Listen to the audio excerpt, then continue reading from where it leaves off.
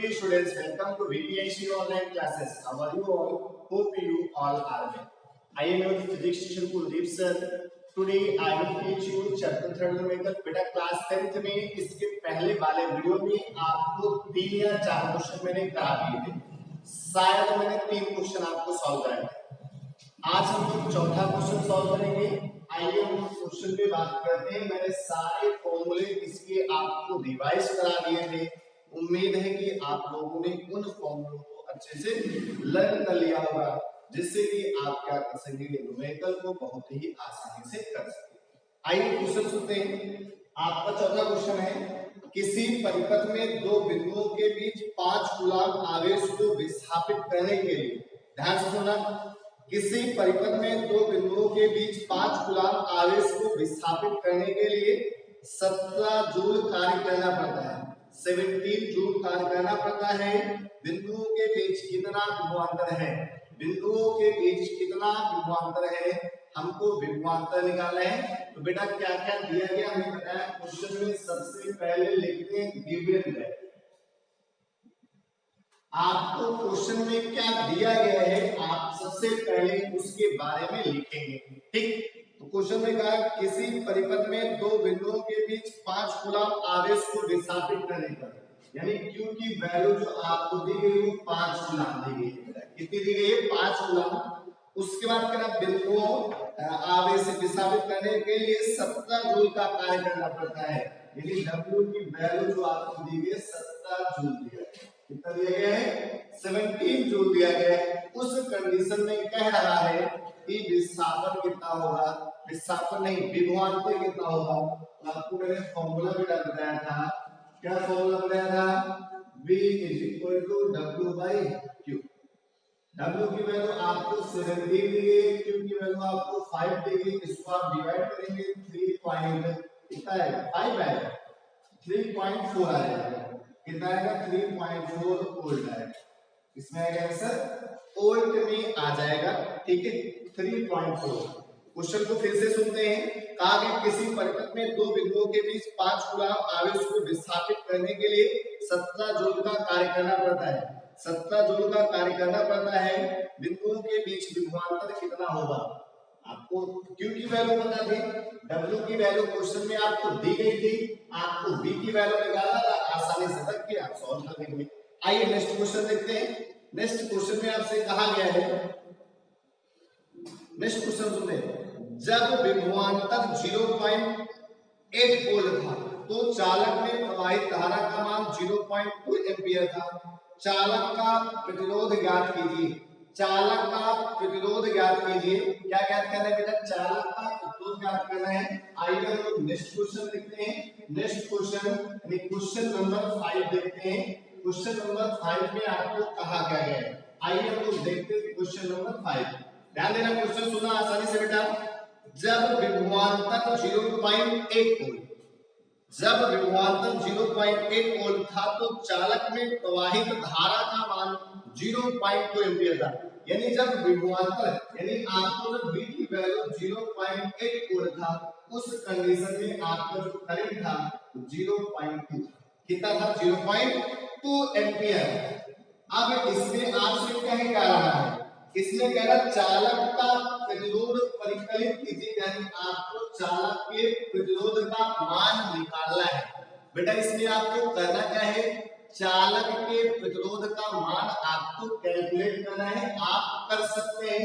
आपको बताया था ओम का नियम. ओम का नियम, ओम का नियम आपको पता है बेटा. V = IR होता है. आपको R की वैल्यू निकालना है. R हो जाएगा V/I. R हो जाएगा V/I. यहाँ से आपको V की वैल्यू 0.8 दी गई है. I की वैल्यू आपको क्वेश्चन में 0.2 दिया ही गया है. 0.2 पॉइंट से पॉइंट कैंसिल. 8 को 2 से डिवाइड करेंगे आ जाएगा आपका 4. यानी R की जो वैल्यू आएगी 4 ओम आएगी. कितनी आएगी? 4 ओम आएगी. कर सकते हो, कोई दिक्कत तो होगी नहीं. यानी क्वेश्चन में कहा गया था जब विभवांतर 0.8 वोल्ट था तो चालक में प्रवाहित धारा का मान 0.2 एम्पियर था। चालक का प्रतिरोध परिकलित कीजिए, आसानी से आप कर सकते हैं, ठीक है। आइए हम नेक्स्ट क्वेश्चन देखते हैं, यानी क्वेश्चन नंबर 6 देखते हैं। नेक्स्ट क्वेश्चन में आपसे कहा गया है, क्वेश्चन नंबर 6 है आपका। नेक्स्ट क्वेश्चन में आपसे कहा गया है, आइए देखते हैं।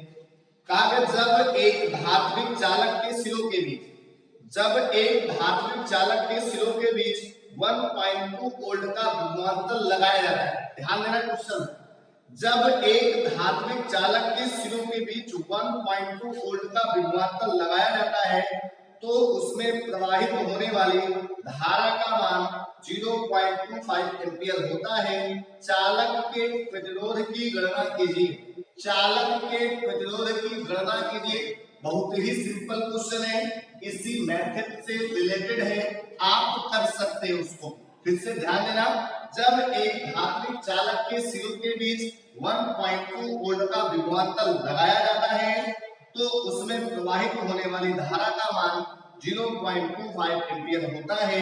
चालक के प्रतिरोध की गणना कीजिए, यानी जो आपकी V की वैल्यू है वो आपको 1.2 वोल्ट दिया गया है। V की वैल्यू आपको 1.2 वोल्ट कहा गया है ना, उसके बाद आपको धारा भी दिया गया है।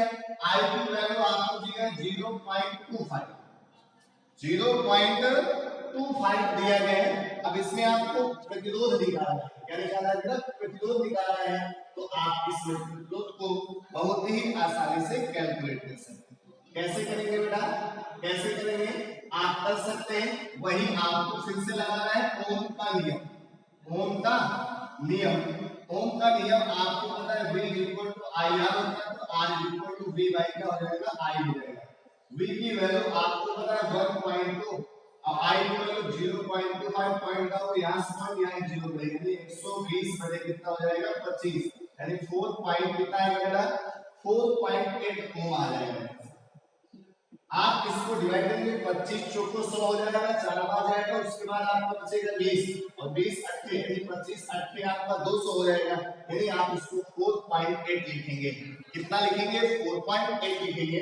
तो इस तरह के आप क्वेश्चन बहुत ही कम समय में आप कर सकते हैं, कोई भी प्रॉब्लम इसमें नहीं होनी चाहिए।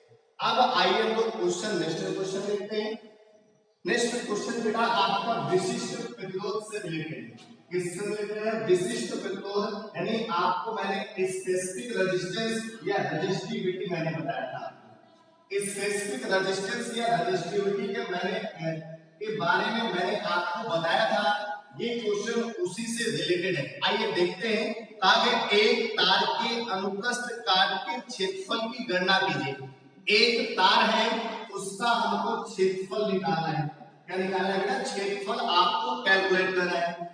उसके बाद कहा गया यदि उसकी लंबाई 1 मीटर, यानी उसकी जो लंबाई दी गई है 1 मीटर दी गई है, यदि उसकी लंबाई 1 मीटर है, इसका प्रतिरोध 23 ओम है, यानी इसके लिए जो R की वैल्यू दी गई वो 23 ओम है। कितना है बेटा? 23 ओम है। उसके बाद क्या कहा गया? और तार के पदार्थ की प्रतिरोधकता 1.84 × 10⁻⁻6 ओम मीटर है, यानी रो की वैल्यू 1.84 × 10⁻⁻6 ओम मीटर है। ये वैल्यू आपको क्वेश्चन में दी गई है, ये वैल्यू आपको क्वेश्चन में दी गई है। फिर से एक बार क्वेश्चन को पढ़ते हैं। कहा कि एक तार के अनुप्रस्थ काट के क्षेत्रफल की गणना कीजिए, यदि उसकी लंबाई 1 मीटर है, इसका प्रतिरोध 23 ओम है, तार के पदार्थ की प्रतिरोधकता की गणना कीजिए। प्रतिरोधकता आपको दिया गया है 1.84 × 10⁻⁻6 ओम मीटर दिया गया है। इस कंडीशन में हमको क्षेत्रफल कैलकुलेट करना है। बेटा क्या कैलकुलेट करना है? क्षेत्रफल कैलकुलेट करना है। आप क्षेत्रफल को बहुत ही आसानी से कर सकते हैं। मैंने बेटा आपको फॉर्मूला दिया था, रो = था RA/L। मैंने आपको इसका प्रूफ भी बताया था, ये कैसे आता है। अब इसमें आपको R नहीं A निकालना है, तो A = हो जाएगा रो L/R। इधर चला गया, इधर चला गया। अब यहां से आपको करना क्या है? आपको रो की वैल्यू लगाना है। रो की वैल्यू आपको दी गई है 1.84 × 10 की पावर -6, L की वैल्यू आपको क्वेश्चन में 1 मीटर दी गई, 1 ही तो है इसलिए 1 है। उसके बाद अपान में R आपको 23 दिया गया है। कितना दिया गया है? 23 दिया गया है। अब आपको यहां से इसको सॉल्व कर लेना है, आसानी से आपका आंसर आएगा। अब ये बताओ कितने से कटेगा, आप इसको देख के बताइए कि कितने से कटेगा, कितने से कटेगा? शायद 8 से कट जाएगा। देखो 9 बार जाएगा लेकिन 8 से आपका कट जाएगा, 8 से पूरा पूरा कटेगा। यहां से आप 5 कटाएंगे, यहां पे आपके डबल जीरो बनेंगे, यानी आप इसको लिखेंगे 184/23। ये आपका डबल जीरो का मतलब पावर 10 की पावर 2, पावर 10 की पावर 2, अब ऊपर -6 है यानी 10 की पावर -6 into 10 की पावर -2, ठीक है। 23 8 184 होता है, हो जाएगा आपका 8 बार जाएगा into 10 की घात -8 मीटर स्क्वायर, यानी आपका जो एरिया आएगा वो आएगा 8 × 10 की घात -8 मीटर स्क्वायर, 8 × 10 की घात -8 मीटर स्क्वायर, 8 × 10 की घात -8 मीटर स्क्वायर। क्या था क्वेश्चन में? कुछ नहीं है, बस केवल आपको फॉर्मूला पता होना चाहिए, ठीक है, और आपको क्वेश्चन समझ में आए कि क्वेश्चन में कहा क्या है। आप क्वेश्चन को बहुत ही आसानी से कर सकते हैं। फिर से क्वेश्चन सुनते हैं। एक तार के अंतस्थ काट के क्षेत्रफल की गणना कीजिए, यदि उसकी लंबाई 1 मीटर है, इसका प्रतिरोध 23 ओम और तार के पदार्थ की प्रतिरोधकता 1.84 × 10 की घात -6। प्रतिरोधकता हमने आपको बताया था कि विशिष्ट प्रतिरोध अथवा प्रतिरोधकता, विशिष्ट प्रतिरोध को ही हम लोग प्रतिरोधकता कहते हैं, स्पेसिफिक रेजिस्टेंस और रेजिस्टिविटी, ठीक है। मैंने आपको बताया था बहुत से करते हैं, फार्मूला भी मैंने आपको बताया गया था। उसके बाद आपको उसी फॉर्मूले में रख देना है, आपका आसानी से आंसर आ जाएगा, कोई भी दिक्कत आपको नहीं होगी। तो इस तरीके से आपको ये क्वेश्चन सारे समझ में आ गए होंगे। इन सारे क्वेश्चन में आपको कोई भी प्रॉब्लम नहीं होगी। अब हम लोग बात करते हैं नेक्स्ट क्वेश्चन पे। आइए एक क्वेश्चन और इससे रिलेटेड सॉल्व कर लेते हैं, उसके बाद हम लोग आगे बढ़ते हैं। आपका अगला क्वेश्चन है, सुन लीजिए, क्वेश्चन लगाना नहीं, ऐसे केवल आपको सुनना है। जैसे कहा तांबे के एक तार से होकर 5 × 10 की घात 18 मुक्त इलेक्ट्रॉन प्रति सेकंड प्रवाहित हो रहे हैं। तांबे के एक तार से होकर 5 × 10 की घात 18 मुक्त इलेक्ट्रॉन प्रति सेकंड प्रवाहित हो रहे हैं। चालक में धारा का मान ज्ञात कीजिए। इलेक्ट्रॉन का आवेश आपको दिया गया, वही आप लगाएंगे Q = N, Q = I, तो दोनों को आप इक्वल कर देंगे। प्रति सेकंड, तो N की वैल्यू आपको 5 × 10 की घात 18 दी गई है और T की वैल्यू यहाँ पे आप 1 रखेंगे। T की वैल्यू कितना रखेंगे बेटा? 1 रखेंगे। उसके बाद आप क्वेश्चन को सॉल्व कर लेंगे। उम्मीद करते हैं आज आपको इस वीडियो में जितने भी क्वेश्चन कराए गए हैं आप उनको अच्छे से समझे होंगे और इससे रिलेटेड आपके पास जो भी बुक हो उससे क्वेश्चन आप सॉल्व करें और जो भी प्रॉब्लम हो उसको आप पूछें। Thank you.